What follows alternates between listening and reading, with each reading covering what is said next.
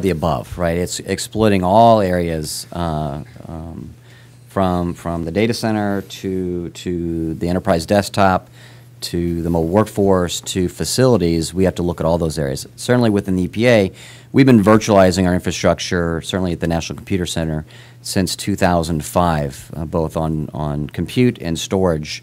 We're moving that out. So where do we see some of the opportunities? We see the opportunities at the desktop, right? This is out at the endpoints. There's, you can count the number of computers in a data center fairly easily. You can count the number of desktops in the enterprise, and generally you have more enterprise desktops out there than you do have servers, right? And they're consuming power, and they generally are not as monitored, if you will, from a power perspective, as systems sitting in a data center. So really, it's looking at how do we get from the data center out to the endpoints and start looking at optimizing that part of the environment. Things like virtualized desktops, things like thin computing.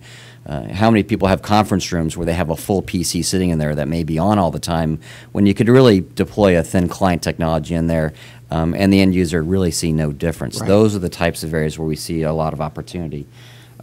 Certainly, we talked about the data center. I think going to the next step of that is really exploiting cloud computing. I know people have talked about cloud computing. I think we're there. I think there's certain opportunities, certainly for some of the applications that are hosted across the government that could easily transfer to the cloud. Mm-hmm. There's still more work to do, but I think there's another huge opportunity there to exploit the capacity sitting in cloud versus buying capacity that may be only 20% utilized in your data center.